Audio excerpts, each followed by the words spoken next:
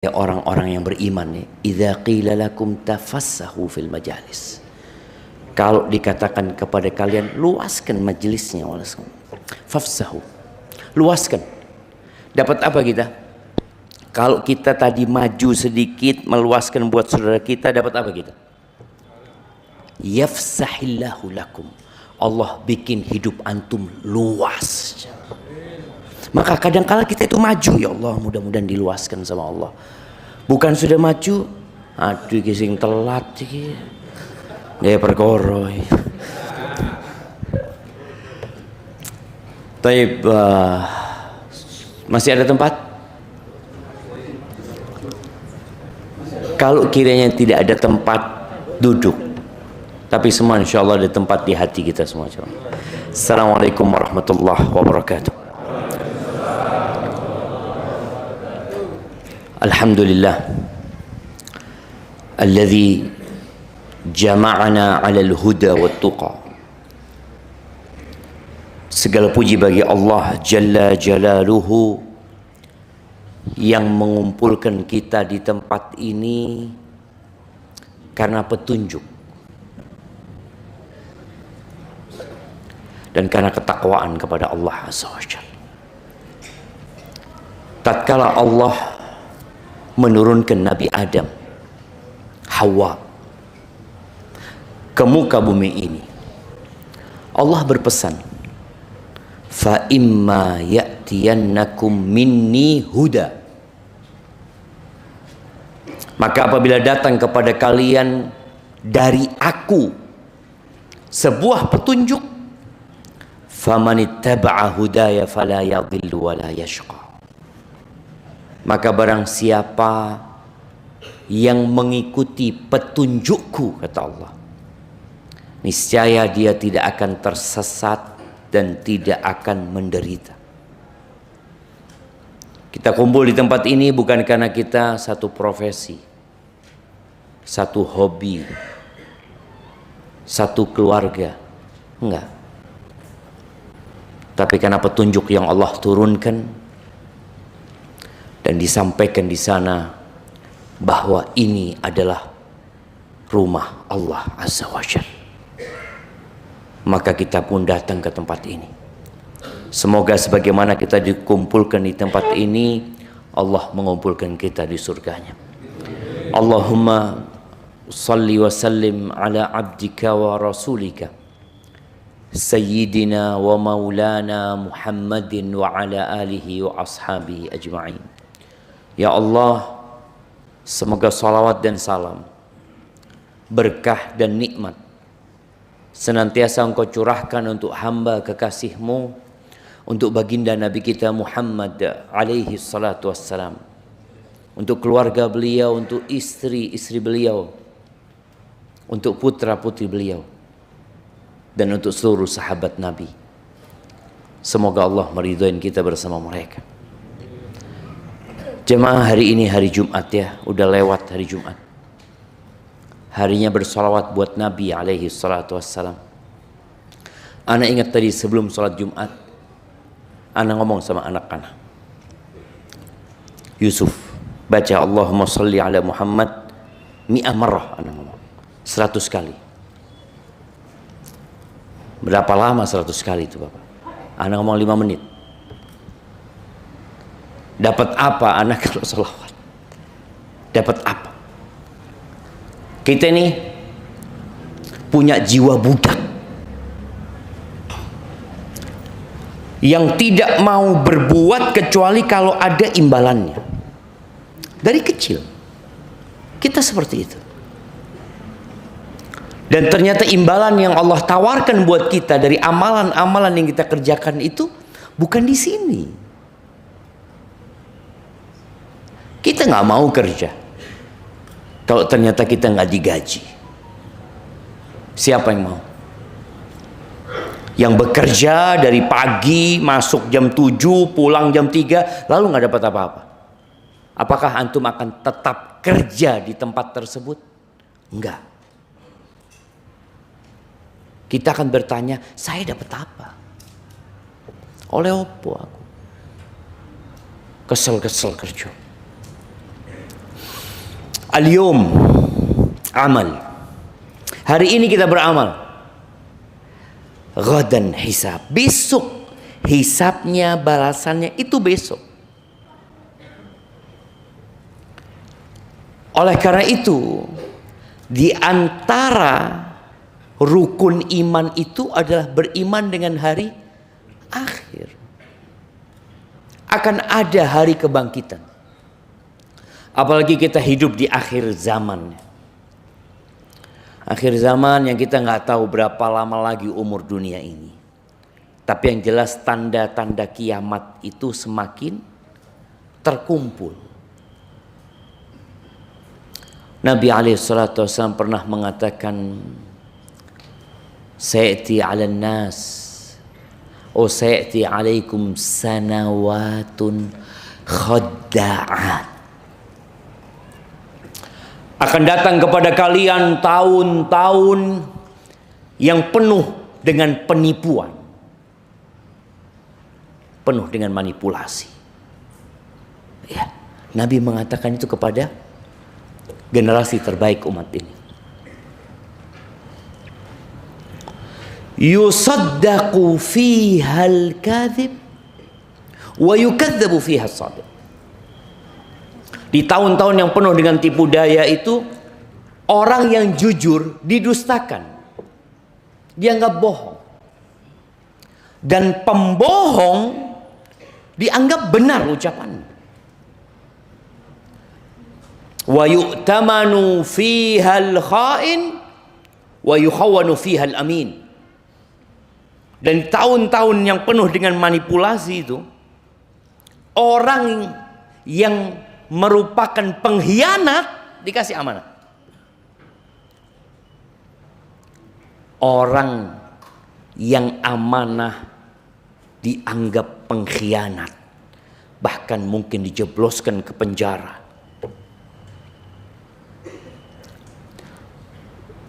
Wa yantiqu fiha ruwaibidah.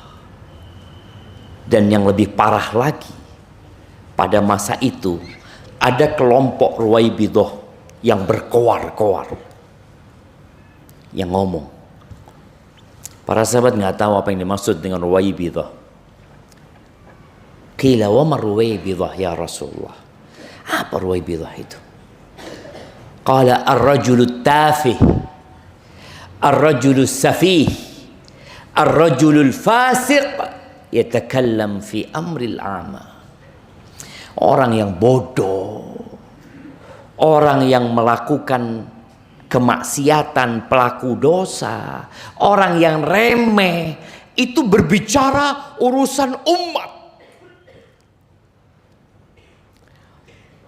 Ya, entah tahun-tahun yang disebutkan Nabi SAW itu sudah sejak berapa puluh atau berapa ratus tahun yang lalu kondisinya seperti itu. Tapi yang jelas kita hidup di masa itu. Maka kita perlu berhati-hati. Dengan cara apa? Dengan cara menumbuhkan keimanan, meningkatkan ketakwaan kepada Allah Azza wa Jalla, yang salah satunya adalah hadir di majelis ilmu, ngaji. Kita kalau bicara pengadilan Allah, syiar pengadilan Allah itu, kalau kita baca Al-Quran, la zulmal yaum, nggak ada kezaliman hari ini, nggak ada. Sedangkan syiar pengadilan dunia itu sama sebenarnya. Bahkan kalau kita ngelihat ya, simbolnya pengadilan, kejaksaan itu apa? Timbangan. Tapi ternyata banyak yang ngurangin timbangan. Iya. Berapa banyak orang yang tidak bersalah dihukum. Dan berapa banyak pelaku kriminal bebas berkeliaran. Kenapa? Itulah dunia. Dunia ini bukan tempat tinggal, tapi di sini tempat kita berjuang. Tatkala antum mendapati diri antum dizalimi, maka antum harus yakin ini pengadilan dunia. Pantas aku dizalimi, aku juga banyak dosa, tapi akan ada pengadilan yang slogannya la zulmal yaum. Nggak ada kezaliman pada hari ini. Dan Allah juga mengatakan wa ma rabbuka bidzallamin lil abid, dan tidaklah Tuhanmu mendolimi hambanya. Nggak ada. Bahkan kalau kita lihat ya, ini hitung-hitungan pada hari kiamat itu Masya Allah. Antum berbuat baik 1 ditulis berapa? 10. Kalau bicara adil seharusnya 1. Kau berbuat 1 tulis 1. Ini ditulis 1 kalau antum niat berbuat baik dan belum ngamalkan. Bayangin. Nanti pada hari kiamat antum lihat tuh, anak tidak pernah ngamal lo ini. Oh, anak wis niat. Pengadilan akhirat itu sampai niat pun akan disidangkan pada hari kiamat. Niat anak ternyata. Anak dulu kepingin nyumbang di masjid apa ini? As-Siddiq. Kepingin nyumbang tapi dompetnya lali. Mungkin antum pulang sudah karena memang nggak bawa dompet. Tapi pada hari kiamat antum lihat, loh, ditulis ternyata. Nah, inwil khair. Kalau seperti itu niatlah antum berbuat baik. Lalu ditulis, apa beratnya antum niat baik? Tapi itulah manusia. Sampai niat berbuat baik pun takut. Ngelihat anak insya Allah Ustaz kalau punya rezeki 2M, 1M tak kasih nomor Masjid As-Siddiq. Padahal dia duit cuma 500.000 jemaah. Ngomong gitu tidak berani jemaah. Takut nanti sungguhan Ustaz. Ya apa kok anak dapat 2M sungguhan? Kan berat. Ya Allah jemaah. Niat. Maka kadang-kala kita itu perlu aneh nih. Hari ini apa niat baikku? Apa niat baikku? Niat tadi malam anak niat mau sholat duha besok pagi, tapi ternyata banyak kerjaan Ustaz, akhirnya nggak sempet sholat duha. Ditulis enggak? Ditulis jamaah. Niat sholat malam ini insya Allah anak mau sholat 11 rakaat. Antum pasang alarm bangun jam 6. Ditulis niatnya, bohong niatnya, bohong jamaah. Niat sholat malam alarmnya jam 6. Ya apa sih? Anda bohong ini. Tapi antum niat sungguhan. Ana mau sholat malam, alarm di setel jam 3. Tapi kadang-kala antum capek jemaah. Bangun sebentar ya Allah, nambah 5 menit ya Allah. Tahu-tahu azan subuh, ya Allah. Nyesel antum. Ditulis jemaah. Wa ma rabbuka bidzallamin lil abid.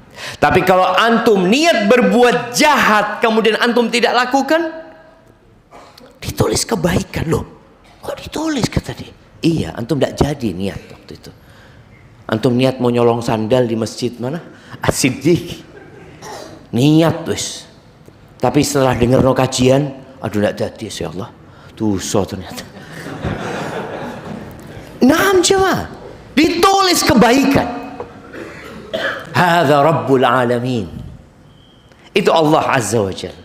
Ketika antum melakukan kejahatan, nggak akan ditambahi, tetap 1 dosanya.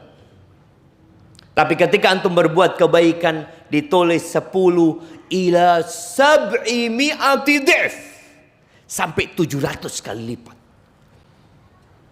Itu pengadilan Allah Azza wa Jalla kalau antum berbuat baik. Bagaimana tatkala datang seorang sahabat membawa seekor onta. Dia katakan, ya Rasulullah, hadhihi fi sabilillah. Ini sedekah di jalan Allah. Satu. Apa kata Nabi SAW? Laka biha yawmal qiyamah 700 naqah kulluha makhtumah.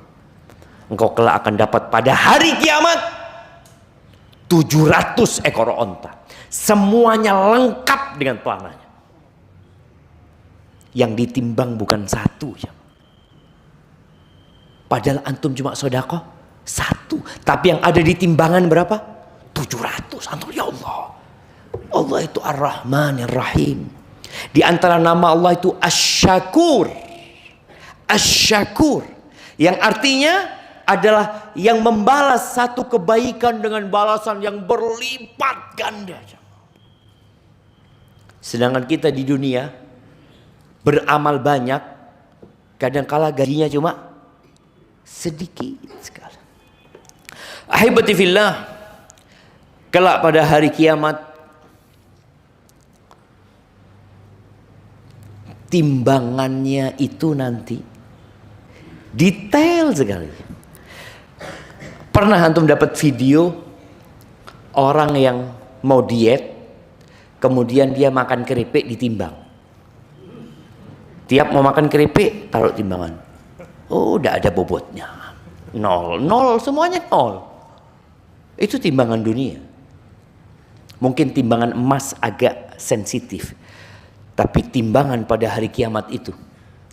Kata Allah Azza wa Jalla di surat Al-Anbiya ayat 47, wa nada'ul mawazinal qista liyaumil qiyamah. Kata Allah, dan kami akan meletakkan timbangan-timbangan keadilan pada hari kiamat, fala tuzlamu nafsun syai'a. Tidak ada satupun yang akan dizalimi. Tidak dengan dikurangi kebaikannya, tidak pula dengan ditambahin dosanya. Nggak ada. Fala tuzlamu nafsun syai'a. Kalau di dunia mungkin antum berbuat baik di tempat kerja antum, tapi ternyata yang naik pangkat kawan antum. Itu terjadi. Antum yang kerja yang capek, ternyata yang dipromosikan atasan antum. Loh, enak wong. Itu di dunia. Ada banyak hak yang tidak kita dapatkan. Ada banyak dosa yang dilakukan manusia tapi tidak mendapatkan balasan. Nanti di kiamat semua akan dapat. Wa in kana mithqala habbatin min khardalin ataina biha. Walaupun perbuatan yang dilakukan itu seberat biji sawi. Antum pernah lihat biji sawi? Yang pernah? Iya, kalau antum lihat nanti di Google bisa kelihatan kecil sekali. Hitam. Yang dijemur itu Pak, hitam. Iya, kecil sekali. Anda lupa yang ada dzarrah ya, ada juga dzarrah. Allah katakan faman ya'mal mithqala dzarrah. Dzarrah itu lebih kecil lagi daripada khardal ini. Apa kata Allah? Ataina biha. Kami akan datangkan. Wa kafa bina hasibin, dan cukup kami sebagai penghitung. Itu pengadilan pada hari kiamat, jemaah. Kemudian kalau kita lihat di dunia ini ada banyak perbuatan dosa yang bukan kriminal. Antum ribain orang bisa enggak dibawa ke meja hijau? Hah? Taib, enggak. Sekarang orang-orang yang tidak sholat bisa nggak dilaporkan? Antum ke polisi, laporan Pak, saya mau bikin laporan. Apa? Ada tindakan yang harus dilaporkan. Apa? Wong nggak sembahyang ya Pak. Mungkin antum buat itu? Kata polisi, ya bukan ranah kita. Nggak bisa. Kalau gitu anak mau ke MUI. Bisa MUI? Ya bukan ranah kita. Mau kemana antum? Gak bisa kemana-mana. Antum hanya bisa memberikan nasihat kepada mereka. Na'udzubillah. Dan banyak perbuatan-perbuatan dosa di muka bumi ini yang dilegalkan, bahkan dianggap bukan dosa. Ahibati fillah, nanti pada hari kiamat sama, persidangan dunia itu perlu mendatangkan saksi dan alat bukti ya. Saksi termasuk alat bukti? Bukan. Iya. Ada saksi, ada alat bukti. Akan didatangkan juga. Tapi di sini banyak alat bukti yang dihilangkan. Ingat kasus yang rame, kasus Sambo. Kenapa lama jemaah? Pengungkapannya kenapa lama? Oh, kameranya, CCTV-nya hilang. Ini itu macam-macam. Makanya orang apabila habis melakukan tindakan kriminal, dia buang tuh alat bukti. Dia buang ke sungai, dia buang kemana. Karena memang dia tidak ingin dihukum. Dia lakukan itu. Saksi, oh dia datangkan saksi. Makanya kalau kita lihat persidangan-persidangan itu, ada saksi pemberat, ada saksi peringan. Dan ada satu saksi lagi yang belum disebutkan. Saksi palsu. Nah, ada. Adapun pada hari kiamat, apa kata Allah Azza wa Jalla? Yaumat, di surat An-Nur ayat 24, 25, Allah mengatakan yauma tashhadu alaihim alsinatuhum wa aydihim wa arjuluhum bima kanu ya'malun. Yauma idzin yuwaffihimullah dinahumul haqq wa ya'lamuna annallaha wal haqqul mubin. Pada hari itu dalam persidangan siapa yang akan jadi saksi? Manusia ini ngeyel ya, Pak. Manusia itu tahu. Ketika seorang disidang ke pengadilan, dia tahu nggak dia berbuat dosa apa tidak? Tahu. Dia tahu. Jadi lebih tahu dia apa hakim? Lebih tahu dia. Cuma dia ingin bagaimana hukumannya ringan. Nanti di sana antum nggak bisa bawa pengacara. Nggak ada. Ana mau cari pengacara paling handal nanti Ustaz. Pengacaranya dihukum. Antum sendiri yang akan menghadapi semua itu dalam persidangan. Dan manusia ngeyel mengatakan, enggak, aku nggak melakukan itu ya Allah. Enggak, aku nggak berbuat itu. Dan dia mengatakan, aku minta saksi. Tapi aku tidak mau saksi kecuali dari diriku sendiri. Bayangkan, dia ini nggak mau saksi dari orang lain. Ya sudah, kata Allah. Allah katakan, cukup malaikat-malaikat sebagai saksi. Tapi kalau engkau memang menolak hal itu, ya sudah, dikunci mulutnya. Lisannya tapi ngomong, jemaah.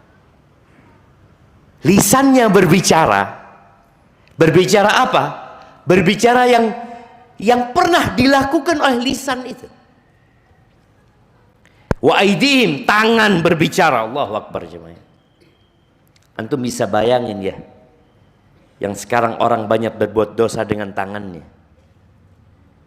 dengan jarinya. Nanti dia akan jadi saksi. Mau ngomong apa? Ketika tangan kita berbicara, kita melihat dia ngomong, aku melakukan ini, melakukan ini, melakukan, terus ngomong dia. Wa arjuluhum, kakinya. Apa yang antum lakukan? Bisakah antum berbuat dosa, tangannya dititipkan dulu? Bisa. Saya mau berbuat dosa, ini kan bakal jadi saksi hari kiamatnya, tak titip dulu di sini. Kaki antum. Tatkala kita membaca ayat ini, kita tahu kaki ini jadi saksi. Bahaya ini. Tadi Anda sampaikan, orang itu berusaha menghilangkan saksi. Bahkan saksi itu kadang-kadang dibunuh.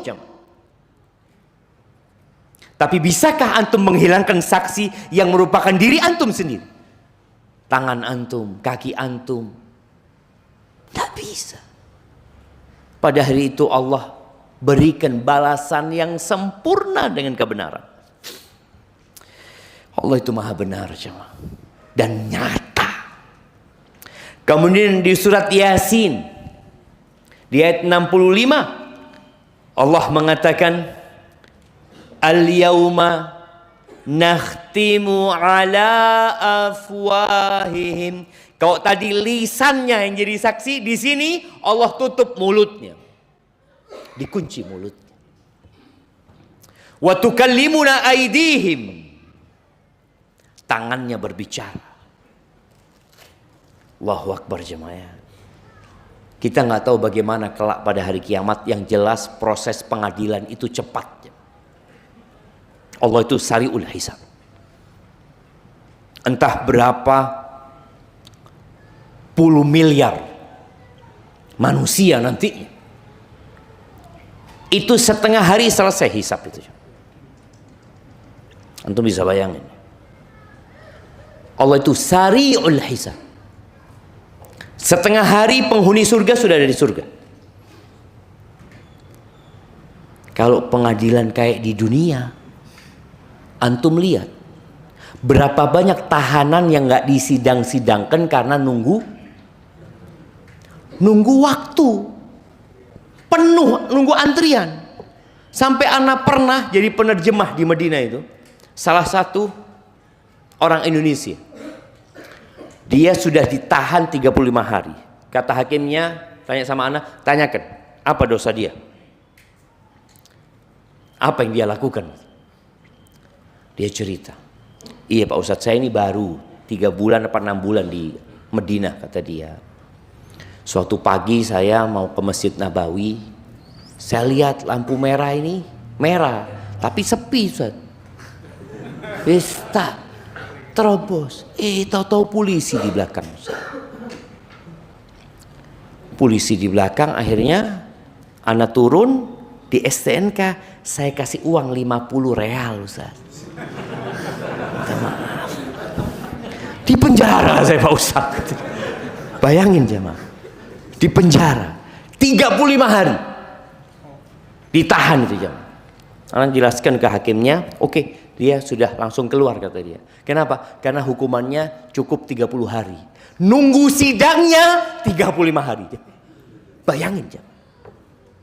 Berapa banyak orang sekarang yang ditahanan itu menunggu lama. Gara-gara apa? Ya memang menunggu antrian. Ini orang di sidang langsung bebas. Bahkan hukumannya melewatin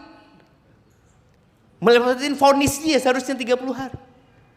Apa dia bisa nuntut loh? Saya 5 hari ini minta kompensasi Pak Ustaz. Tidak bisa jemaah. Hadid dunia. Sedangkan hari kiamat sari'ul hisab. Makanya bayangin ya, berapa miliar manusia disidang setengah hari.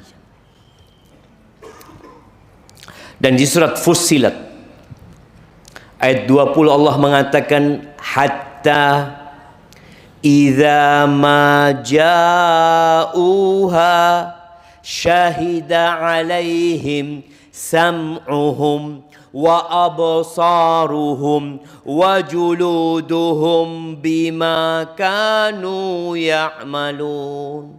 Allah ceritakan yang bersaksi ini siapa? Pendengarannya. Apa yang kamu dengarkan? Selama hidup ini kamu dengarkan apa? Bayangkan ya, itu selama hidup jemaah. Dari sejak antum balik, itu akan jadi saksi. Hari ini dengarkan ini, hari ini dengarkan ini, hari ini dengarkan ini. Sekarang antum dengarkan sudah pakai headset, orang nggak tahu apa yang antum dengarkan. Antum kadang-kadang seakan-akan khusyuk dengarkan Quran, padahal nyanyi-nyanyian yang didengarkan. Boleh cari. Wa absaruhum, mata jadi saksi. Lengkap sudah jemaah. Yang lebih parah jemaah, apa kata Allah? Wa juluduhum, kulit jadi saksi. Kalau tadi orang mungkin nggak punya tangan, orang mungkin nggak punya kaki, ada orang yang dilahirkan seperti itu, yang mungkin nggak bisa jadi saksi, kulitnya jadi saksi. Benar-benar pengadilan Allah itu pengadilan yang nggak bisa antum kabur. Beda dengan pengadilan manusia. yang saksi bisa dibayar, yang alat bukti bisa dihilangkan. Bahkan tidak sedikit hakim-hakim yang harus dihakimi. Anak ingat dulu ya, ada hakim atau hakim MK apa, yang dia bersumpah kalau saya melakukan potong jempol saya. Siapa namanya? Akil atau siapa? Akhirnya masuk jemaah. Allahu Akbar jemaah. Itulah tahun-tahun yang penuh dengan tipu daya. Kemudian nggak ada yang bisa disembunyikan. Tidak ada yang bisa disembunyikan. Yauma idzin tu'radun la takhfa minkum khafiyah. Pada hari itu semuanya ditampilkan, semuanya dipamerkan. Nggak ada yang bisa disembunyikan. Di dunia banyak yang kita sembunyikan. Kita sembunyikan dari orang tua kita. Kita sembunyikan dari istri kita. Kita sembunyikan dari kawan-kawan kita. Pada hari itu ditunjukkan semua. Semoga Allah ngampuni dosa-dosa kita jemaah. Luqman Al-Hakim tatkala memberikan nasihat kepada anaknya tentang tauhid, dia tekankan tentang masalah beriman dengan hari akhir. Luqman mengatakan kepada anaknya, ya bunayya, wahai ananda, innaha intaku mithqala habbatin min khardalin. Wahai ananda, apabila perbuatanmu itu seberat biji sawi, lalu berada di dalam batu, fi sakhrah, bayangkan ya, itu sudah kecil dan keberadaannya di dalam batu, au fis samawat, atau dia terbang berada di angkasa sana. Sebesar itu dan terbang di angkasa yang luas. Au fil ardi, atau berada tertanam di dalam bumi, ya'ti bihallah, Allah akan datangkan. Allah akan datangkan. Innallaha latifun khabir. Allah itu maha lembut dan maha teliti.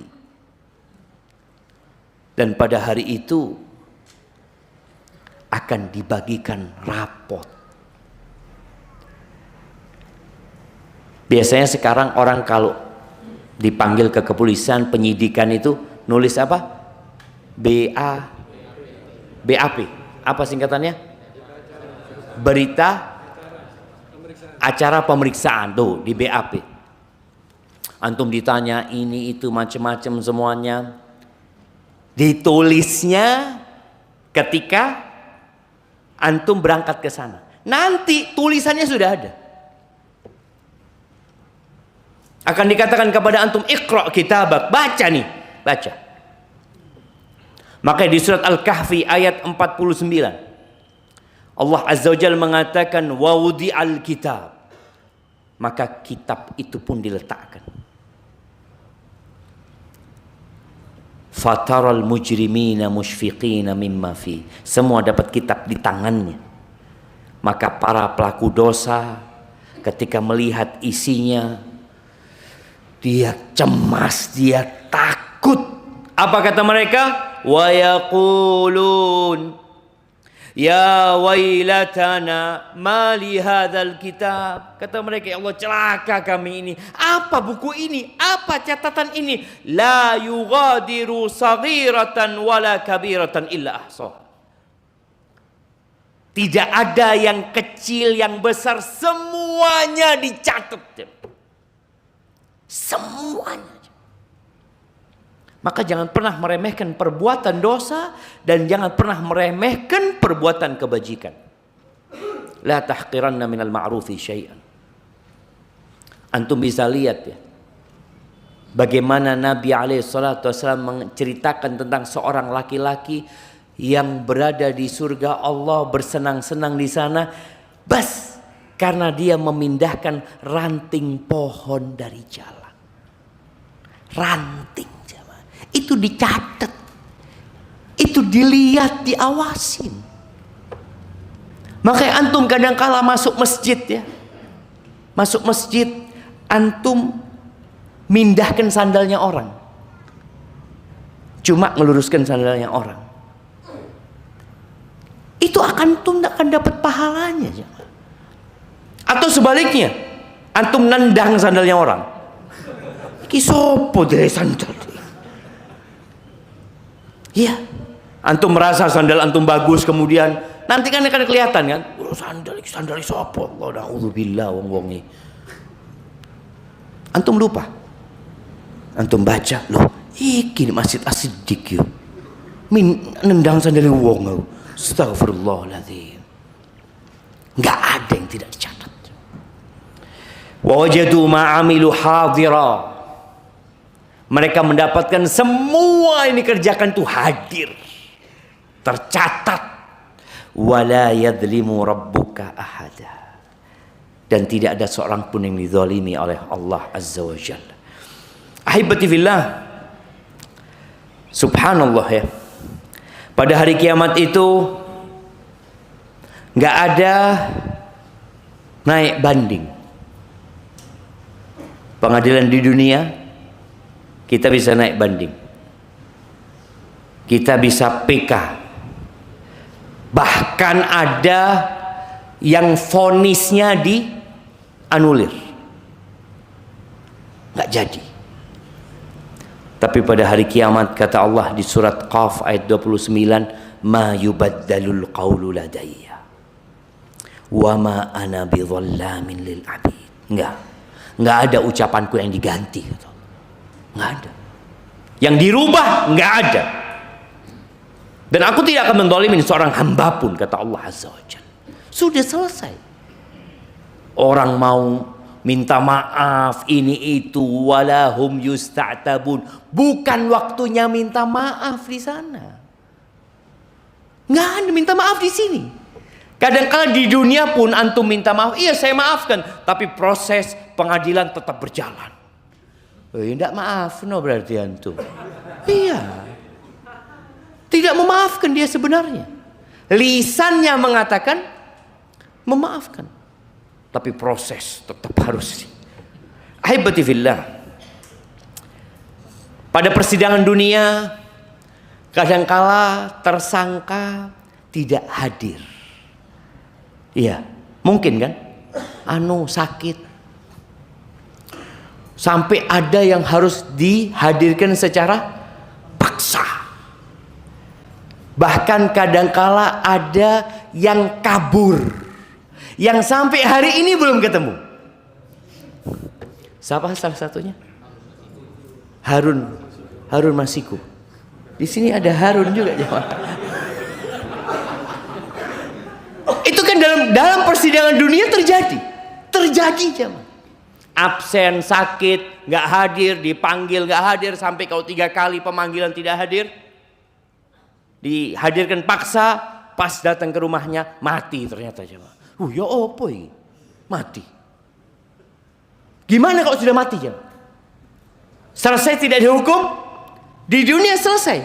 Mungkinkah di dunia ini masukkan penjara, dia hukumnya 30 tahun Ustaz. Wis, dikubur di penjara. Tidak ada. Selesai, selamat dia dari hukuman dunia. Di akhirat nggak ada. Apa kata Allah di surat Yasin ayat 32? Wa in kullun lamma jami'un ladaina muhdarun. Semuanya hadir. Nggak ada ceritanya sakit, nggak ada alasan apapun, semuanya akan hadir.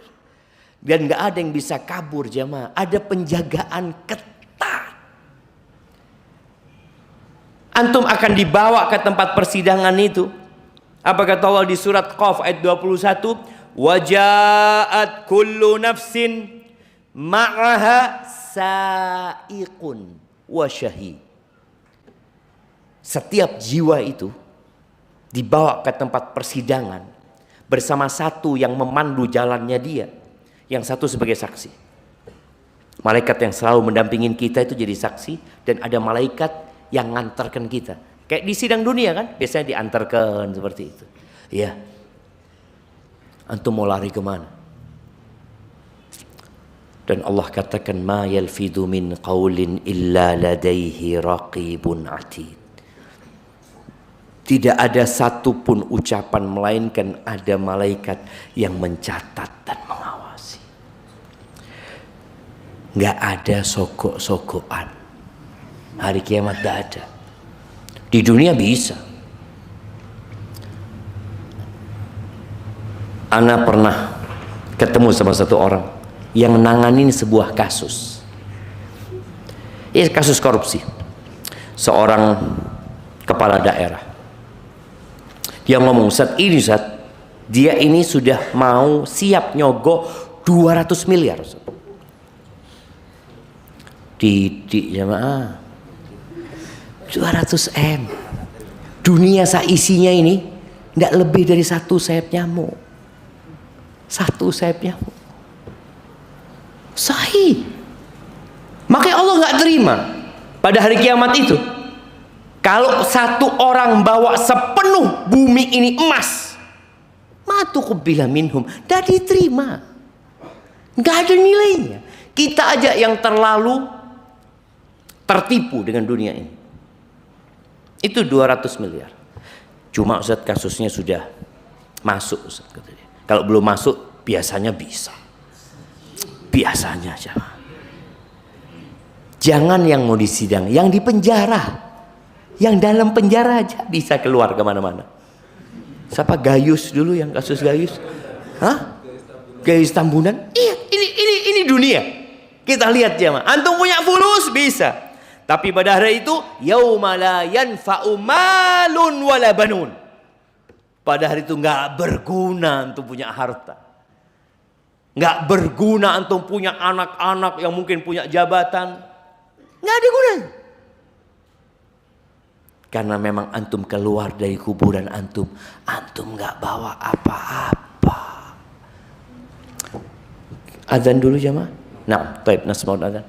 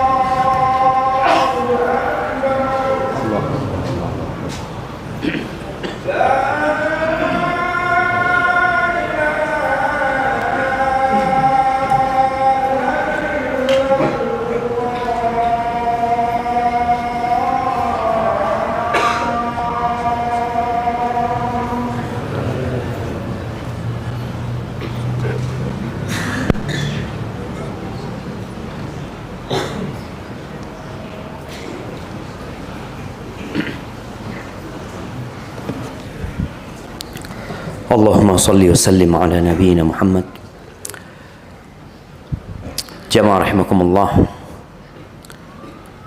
Jadi di pengadilan hari akhir itu nggak ada ceritanya sogok-sogokan, nggak ada ceritanya punya orang dalam. Ya. Yang ada ya amalan antum. Dan setelah proses sidang itu rapot dibagikan, kemudian nanti digiring menuju ke sirat yang berada di atas neraka jahanam, ya sudah. Jadi proses pada hari kiamat itu, sebagian ulama menyusun seperti ini. Ketika orang keluar dari kuburnya, mereka akan ditahan di bawah mentari dengan jarak hanya 1 mil. Kemudian manusia tenggelam dalam keringatnya masing-masing sesuai dengan amalannya. Ingat, sesuai dengan amalannya ini di akhirat. Di dunia enggak. Buktinya kita lihat ada orang yang Masya Allah rajin ke masjid, ya hidupnya susah. Ada orang yang rajin puasa Senin Kemis, melarat. Tapi ada orang yang bahkan enggak pernah ke masjid sekalipun, Masya Allah sukses. Sampai jadi crazy rich. Kita lihat, itu dunia, bukan karena amalan. Jadi jangan berpikir kalau anak jadi orang soleh berarti anak akan jadi orang kaya. Enggak ada jaminan antum akan kaya ketika antum soleh. Para nabi banyak yang miskin hidup, padahal mereka orang-orang pilihan, orang-orang yang dicintai Allah Azza wa Jalla. Maka jangan beramal berharap dunia. Kenapa? Karena engkau akan meninggalkan dunia. Ada apa engkau beramal berharap dunia sedangkan engkau yakin engkau akan meninggalkan dunia? Maka ketika dibagikan, selesai mereka di bawah mentari, kemudian mereka diperbolehkan minum di telaga Rasul Sallallahu Alaihi Wasallam, semua sesuai dengan amalannya. Lalu mereka dihisap, semua sesuai dengan amalannya. Dibagikan rapot, semua sesuai dengan amalannya. Fa'amma man utiya kitabahu biyaminihi fayaqul. Adapun orang yang mendapatkan kitab dengan tangan kanannya, maka dia berkata, ha umuqra'u kitabiyah. Dia mengatakan, baca kitabku ini, baca rapotku ini, baca kalian, baca. Apa kata dia? Inni dhanantu anni mulakin hisabiyah. Aku yakin akan dihisab. Yakin aku. Kita yakin nggak kita akan dihisab? Keyakinan itu yang membuat antum semangat beramal. Kalau nggak kita males-malesan. Antum yakin nggak soft pertama dengan soft kedua pahalanya beda? Ketika yakin, antum akan berusaha untuk di soft pertama. Tapi ketika musuh sungguhan, orang-orang munafik. Makanya orang-orang munafik itu apa kata Allah Azza wa Jalla? Idza qamu ila sholati qamu kusala. Mereka kalau sholat males. Mau ke masjid males. Yura'unan nas. Riya aja dia. Dia ke masjid riya.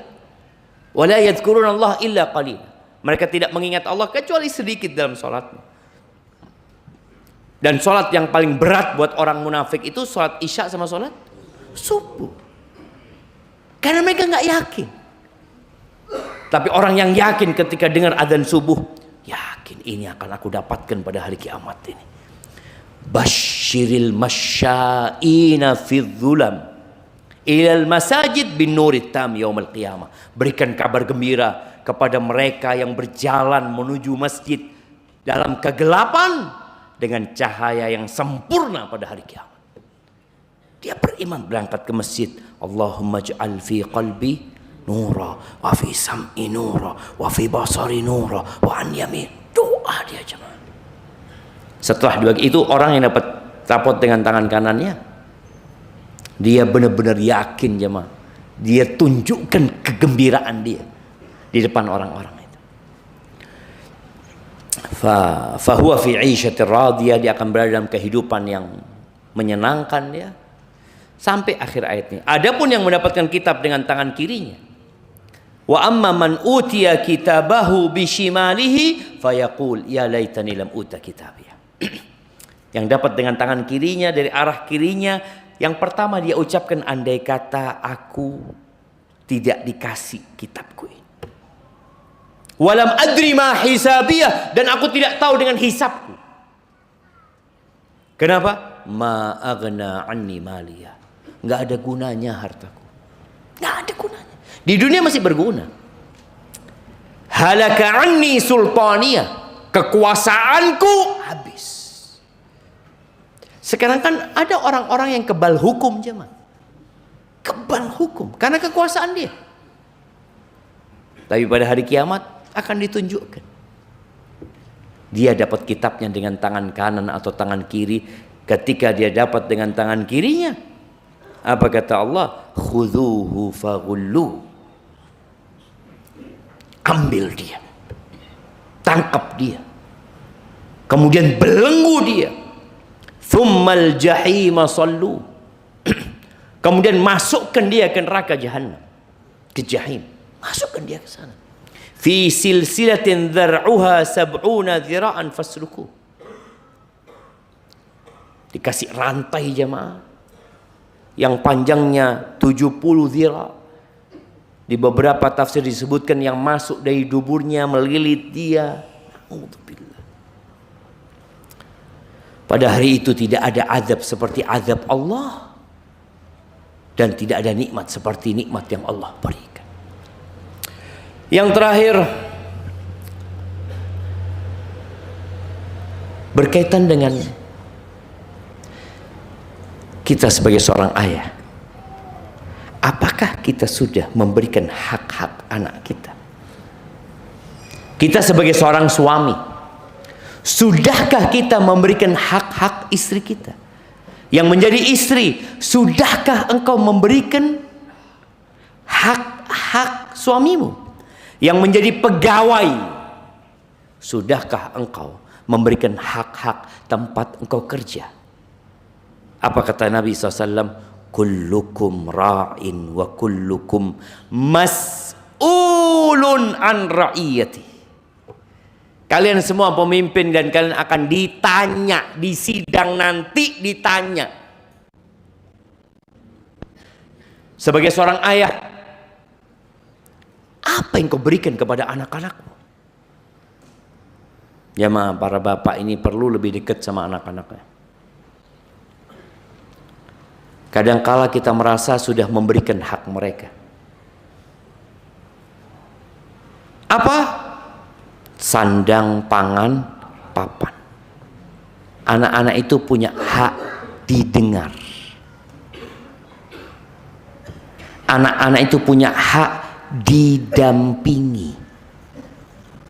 Anak-anak itu punya hak diperhatikan, dicintai. Kenapa anak sampaikan ini? Anak sadar, anak sebagai ayah anak banyak kekurangannya. Ternyata memang nggak ada sekolah untuk menjadi ayah, dan nggak ada sekolah untuk menjadi seorang ibu. Dan materi itu juga tidak pernah diajarkan di sekolah-sekolah umum. Padahal itu yang hampir pasti dia bakal jadi ayah, dia bakal jadi ibu. Belum tentu dia akan jadi insinyur, belum tentu. Walaupun sekolahnya teknik sipil, belum tentu dia akan jadi dokter juga.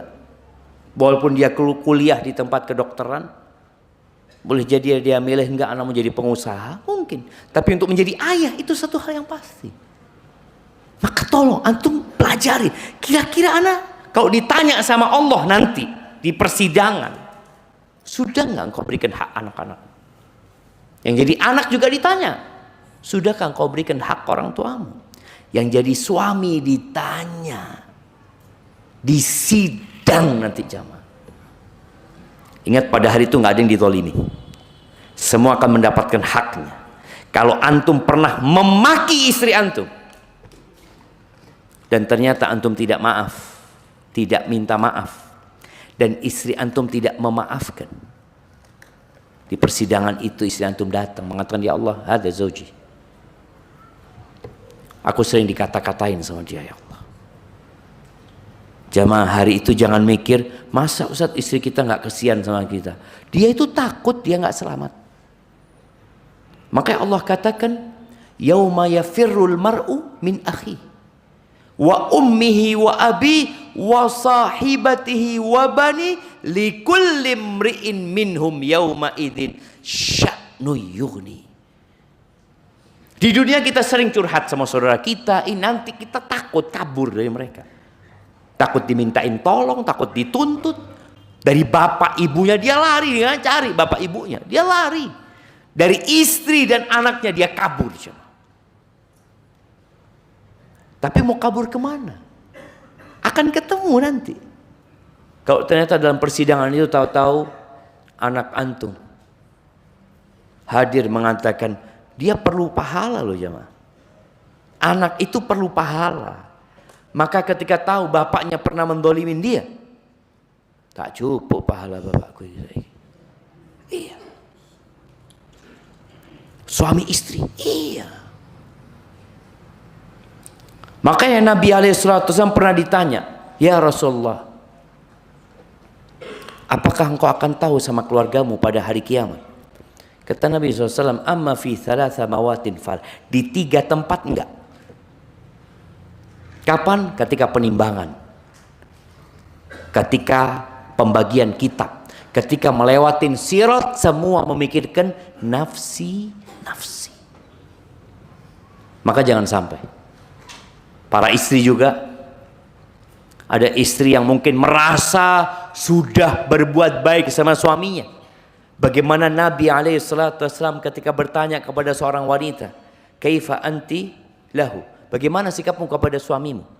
La alu illa ma'ajizu, kata dia, aku tidak pernah menyia-nyiakan dia kecuali yang aku tidak mampu.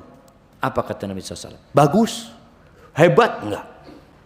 Nabi mengatakan kepada perempuan ini alaihissalam, unduri aina antilahu, engkau lihat bagaimana sikapmu kepada suamimu, fa innama huwa jannatuki au naruki, suamimu itu surgamu atau nerakamu. Kenapa kebanyakan wanita masuk neraka? Jadi ketika di sidang dia punya pahala sholat, dia punya pahala sedekah, banyak pahala dia, tapi ternyata dia kufur sama suami. Di timbangan ternyata lebih berat dosa dia, maka neraka tempatnya. Masa suami nanti Ustaz nggak akan memaafkan Ustaz? Iya, dia itu nggak tahu dia selamat atau tidak. Maka dia satu pahala pun ya. Bagaimana beberapa asar disebutkan ada seorang ayah jumpain anaknya, nak kasihkan pahalamu sedikit buat bapak. Kata anak, nah Aku ini tidak tahu aku selamat apa enggak, Pak. Tidak tahu. Nggak ada yang mengatakan, oh, minta berapa, Bapak? Tidak ada. Itu hari yang menakutkan sekali. Semua memikirkan diri sendiri. Dan jangan sampai sebagian kita jadi orang yang bangkrut. Yang ketika dia melihat catatannya, Allah, pahala semuanya. Tahu-tahu ada yang nuntut dia. Ya Allah, ini fulan pernah membuli ana. Pernah mukul ana. Ini fulan pernah makan di warung ana nggak bayar. Ini ngambil tempe 2, laporannya 1. Jemaah, sebesar semut yang kecil itu akan Allah hadirkan. Apalagi tempe. Antum berpikir, Ustaz, tempe piro, Ustaz? Tidak ada. Hari kiamat itu tidak ada piro-piroan, jemaah. Maka persiapkan, tatkala kita beriman dengan seperti ini, kita akan melihat apakah kita sudah benar ya. Perbanyak istighfar, memohon ampun kepada Allah Azza wa Jalla, dan perbaiki niat. Jangan pernah merasa sudah baik. Barakallahu fiik. Mungkin kita masuk ke sesi tanya jawab. Nah, oke, jemaah. Bismillah.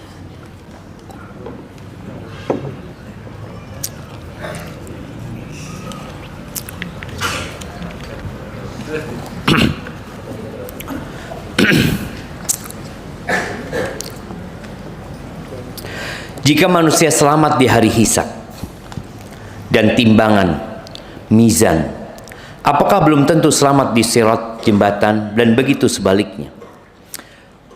Yang pertama, sirat ini adalah proses terakhir ya, untuk menyeberangi padang mahsyar, melewati neraka menuju surga. Tidak ada satupun manusia kecuali akan melewati neraka. Kenapa? Disitulah Allah ingin memberikan nikmat yang sempurna. Orang itu akan semakin berbahagia tatkala dia selamat dari musibah. Maka dia ngelihat neraka, kemudian dia selamat, gimana bahagianya dia? Tapi kalau tahu-tahu dia senang, kebahagiaannya biasa. Maka semua akan melewati sirat. Kalau bicara apakah yang dapat kitab dengan kanannya, itu sudah pasti selamat. Wallahu a'lam bishawab. Insya Allah dia masuk surga. Tapi ada yang masuk surga tanpa azab, ada yang masuk surga diazab. Makanya orang yang melewati sirat itu ada 3. Ada yang melewati sirat selamat tanpa ada terluka apapun. Tapi ada yang melewati sirat luka-luka aja, tapi selamat. Jadi itu sebagai balasan untuk dosa-dosa dia, tapi dia selamat. Ada yang jatuh ke dalam neraka. Adapun orang-orang kafir itu akan berjatuhan tanpa melewati sirat. Ini orang-orang yang beriman. Sedangkan orang-orang kafir sudah berjatuhan ke neraka. Mereka digiring. Orang-orang beriman ini yang ketika digiring menuju sirat, mereka diliputi dengan kegelapan. Setelah proses hisab itu, mereka diliputi dengan kegelapan. Disitulah Allah bagikan cahaya.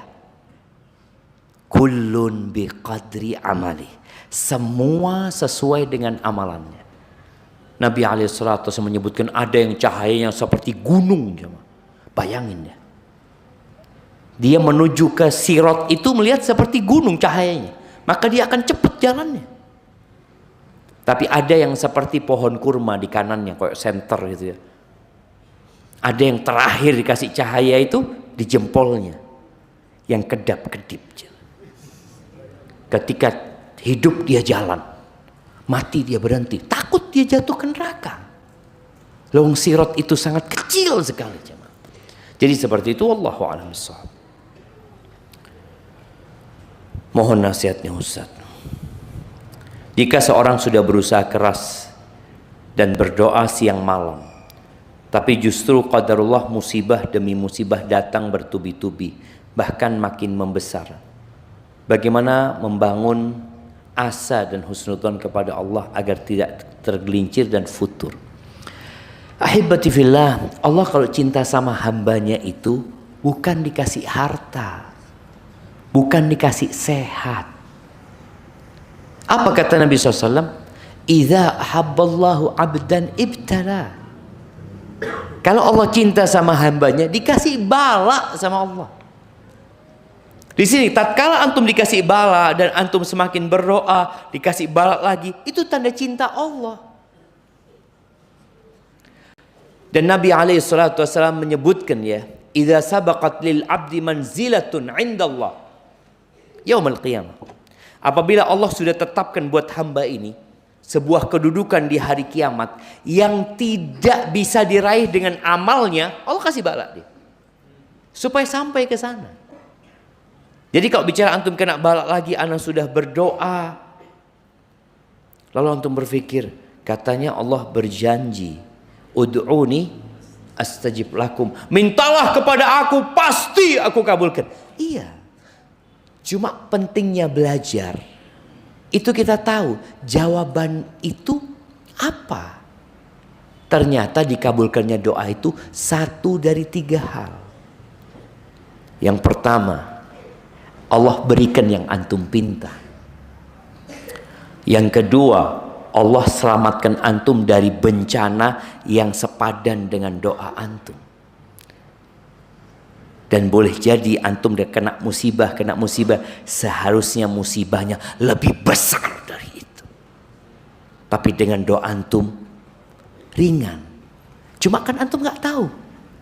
Antum merasa ya Allah kok kena musibah lagi. Makanya seorang yang terkena musibah, dia berusaha untuk naik tingkatannya, bukan sabar. Kalau sabar itu berat ya. Naiklah ke ridho antum. Kalau bisa naik lagi ke syukur.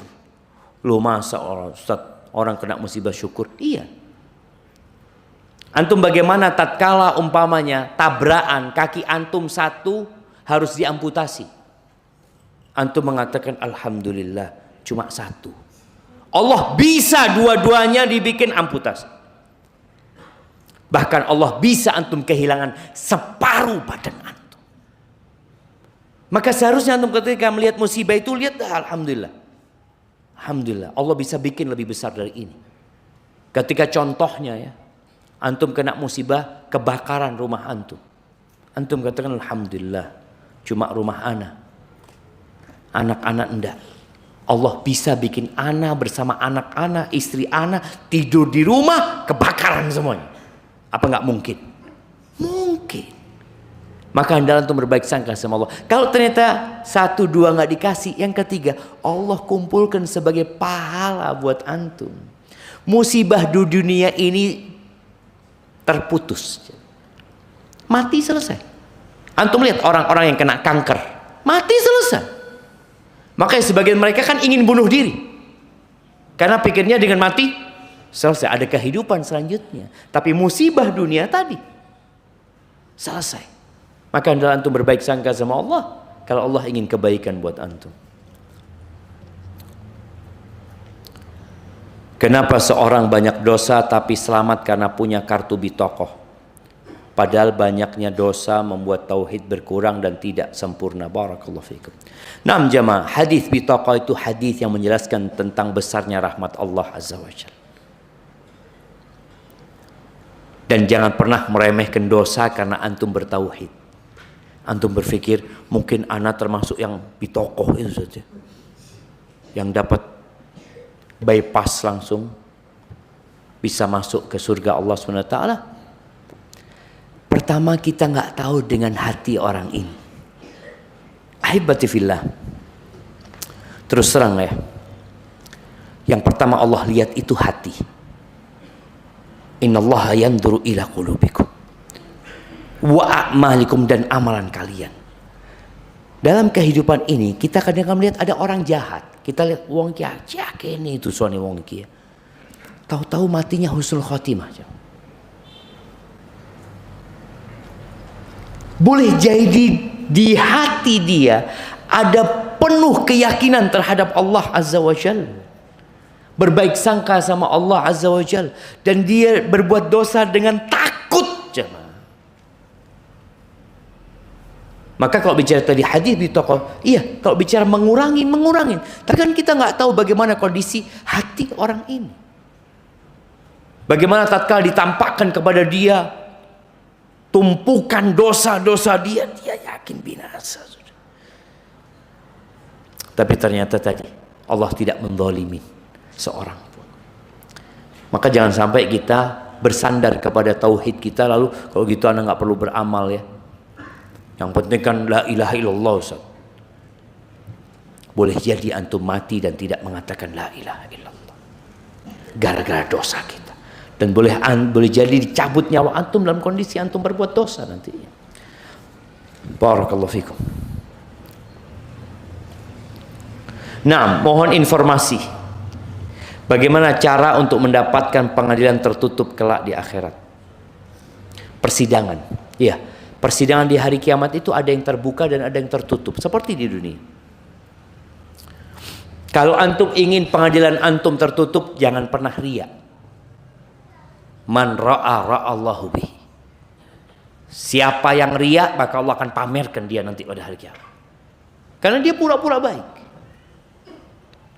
Yang kedua, berbuat dosalah, berbuat dosa.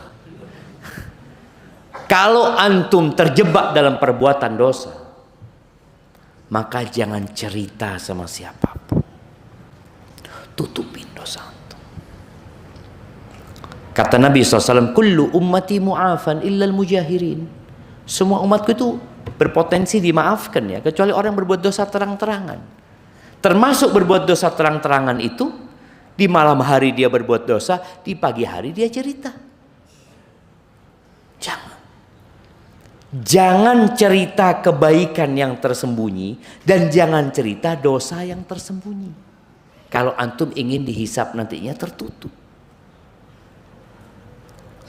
Kemudian tutupin kesalahan-kesalahan saudaramu. Kata Nabi SAW, man satara musliman satarahullah. Barang siapa yang menutupi aib saudaranya, maka Allah akan menutupi aib dia. Jadi semoga pada hari kiamat nanti antum ditutupi, tidak dibongkar terang-terangan ketika antum berbuat.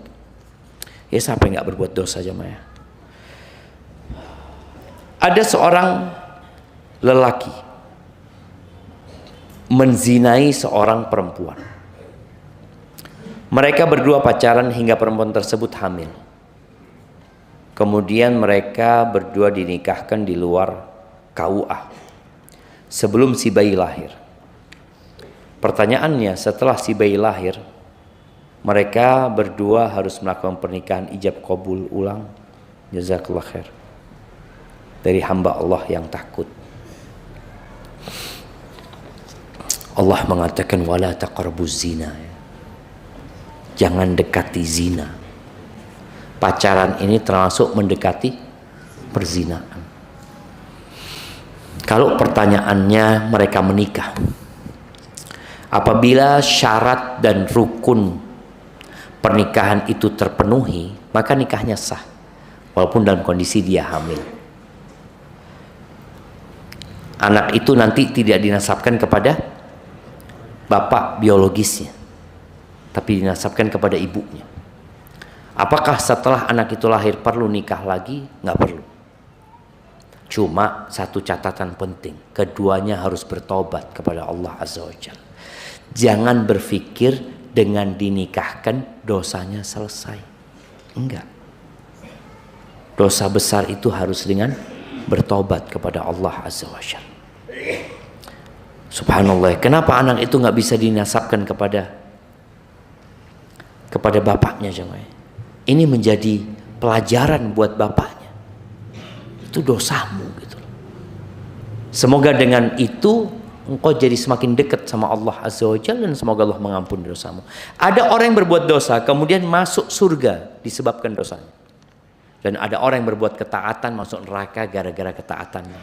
Hukum asalnya dosa mengantarkan ke neraka dan ibadah mengantarkan ke surga. Tapi gara-gara dia berbuat dosa, kemudian dia takut dia jamaah sama Allah, maka gara-gara dosa dia semakin dekat sama Allah, lalu masuk surga Allah. Adapun orang yang banyak pahalanya merasa aman dari azab Allah, ujub dia. Saya ini sudah haji Pak Ustaz 27 kali Ustaz.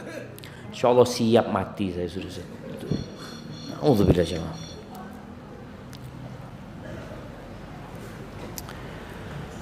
Ini panjangnya mah. Bismillah, assalamualaikum Ustaz. Semoga Ustaz dan keluarga selalu dalam lindungan Allah Azza wa Jal. Izin bertanya Ustaz. Alhamdulillah Ustaz, kami adalah keluarga poligami. Ada istilah keluarga poligami ya, hubungan kami semua baik. Cuman suami istri yang tidak baik.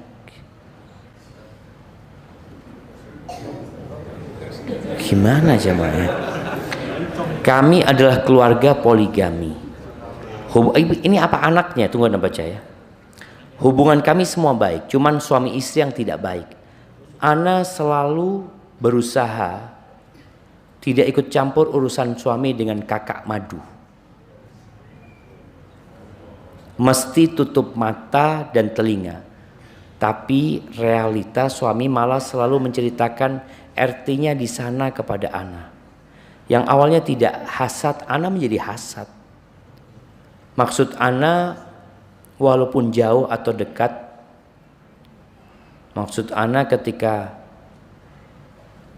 mabit dan jika tidak berinteraksi dengan Ana yang sudah bahas tentang Ana dan RT Ana, ini gara-gara poligami jemaah. Maksud Ana walaupun jauh atau dekat, maksud Ana ketika mabit atau tidak, jika berinteraksi dengan Ana yang sudah bahas tentang Ana atau rumah tangga Ana, jangan yang lain. Oh, paham antum sudah. Makanya Ana mau minum dulu.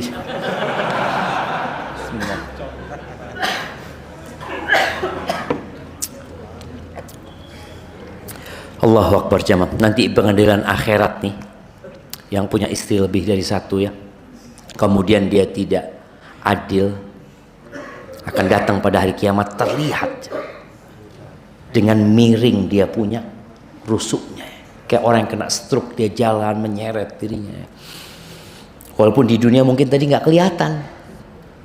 Jadi dia ini maunya kalau sedang mabit tempat dia, jangan bahas.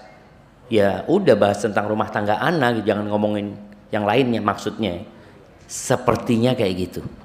Ketika Ana utarakan maksud Ana kepada suami, malah beliau marah-marah. Padahal Ana utarakan dengan menggunakan adab, yaitu tidak meninggikan suara dan waktu senggang. Ketika suami marah selalu kirim dalil-dalil. Jadi memang orang kalau mau poligami ini ngapal dalil dulu ya mas. Kalau wanita soleha tidak berlaku seperti itu. Istri harus taat pada suami apapun kondisinya. Jadi tidak boleh protes, mengatakan ana banyak jin. Allahu Akbar. Ini jamaah.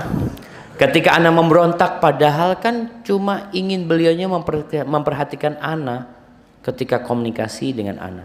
Pertanyaannya, apakah ana salah Ustadz mengutarakan isi hati? Apakah ana termasuk berdosa kepada suami menyebabkan marah-marah? Cos suami mesti bilang memang benar kaummu kata Nabi.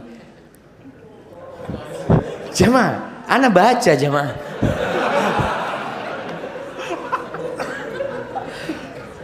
Kata Nabi masuk neraka semua. Bukan semua. Mesti bilang memang benar kaummu kata Nabi masuk neraka semua. Astagfirullahaladzim ya. Mohon pencerahannya Ustaz. Jazakallah khairan. Yang pertama ini yang bertanya bukan suaminya ya, istrinya. Makanya kadangkala kita nih para suami perlu sekali-kali dekat sama Ustadz, tanya sama Ustadz ya, sehingga mendapatkan arahan. Kita tuh nggak tahu dengan aib kita. Kenapa? Karena antum perlu cermin. Antum tahu nggak kalau ternyata baju antum itu kancingnya satu hilang? Kadang-kadang nggak sadar kan? Ketika cermin loh, hilang ternyata. Kita perlu cermin. Al-mu'min mir'atu akhi. Orang beriman itu adalah cermin buat saudaranya. Tadi dia berinteraksi ya, tanya, minta arahan ini dan itu. Kemudian kalau antum nggak punya ustadz yang bisa antum tanya, juga nggak punya sohib yang bisa ngasih tahu, antum coba dengarkan dari orang-orang yang nggak suka sama antum. Orang yang nggak suka sama kita itu biasanya tahu dengan kekurangan kita. Bahkan yang baik pun dianggap salah sama dia. Perlu seperti itu. Tapi nasihat ana buat sang istri ya. Ketika engkau mendapati suami, anggap suamimu zalim. Maka yang pertama sabar. Kemudian berdoa, mohon sama Allah agar suamimu diberi hidayah. Kalau bicara engkau mengutarakan hal itu. Para suami juga harus tahu ya, bahwa saya menceritakan keburukan istrinya yang lain kepada istri yang lain itu masuk ghibah. Kenapa harus diceritakan? Menceritakan keburukan itu nggak boleh. Kalau engkau menceritakan karena minta solusi, itu lain lagi ceritanya. Ceritakan kepada orang berilmu yang bisa memberikan arahan. Aku punya masalah istriku kayak gini, kayak gini, kayak gini. Tapi kalau ini ceritakan kepada istri yang satunya, yang tadi disebutkan membuat dia hasad kemudian ya, betul. Jadi kalau yang engkau lakukan itu, ya dikatakan nggak salah sebenarnya ketika seorang istri memberitahu suaminya. Jangan pernah engkau mengatakan nggak boleh istri ngasih tahu. Boleh. Istri memberi nasihat suaminya boleh. Bahkan itu diperintahkan. Man ra'a minkum mungkaran falyughayyirhu biyadihi. Yang melihat kemungkaran hendaklah dirubah dengan tangannya. Nggak bisa maka dengan lisannya, nggak bisa dengan hatinya. Engkau sudah berusaha dengan lisanmu tapi dia marah, ya sudah engkau dengan hatimu.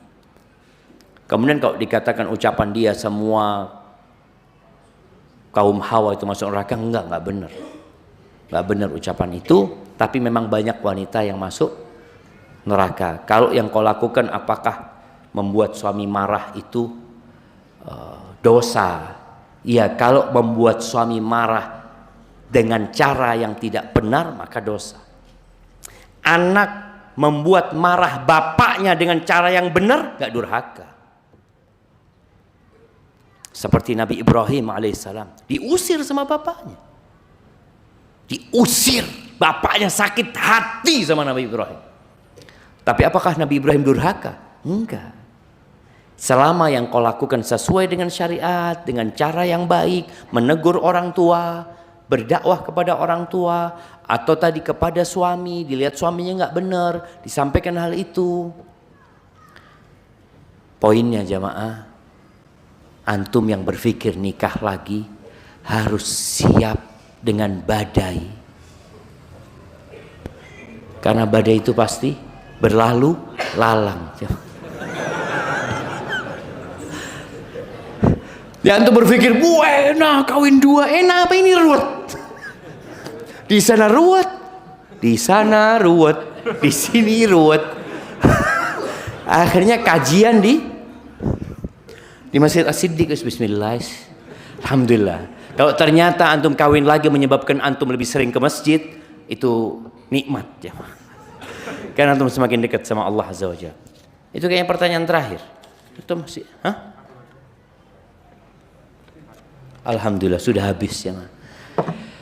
Ahibati fillah. Dunia ini bukan tempat bersenang-senang. Setiap antum hendak berbuat sesuatu, selalu hadirkan gambaran saksi yang akan bersaksi. Antum lihat, tangan antum akan bersaksi, kulit antum akan bersaksi, mata antum akan bersaksi. Nggak ada yang disembunyikan. Tatkala antum panggilan untuk berbuat dosa semakin kuat, antum minta tolong sama Allah. Allahumma a'inni ala dzikrika wa syukrika wa husni ibadatik. Berdoa terus, nggak ada yang lepas dari dosa. Makanya kita mengatakan iyyaka na'bud wa iyyaka nasta'in.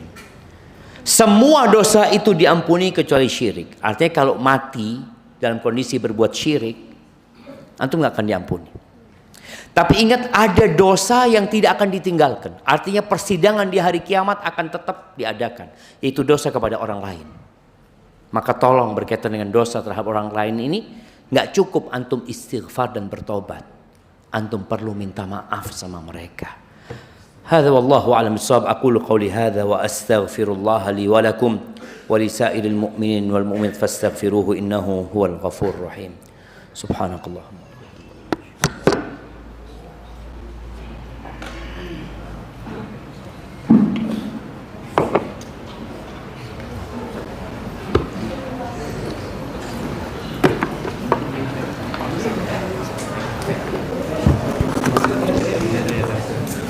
Silakan pada jemaah tadi yang di belakang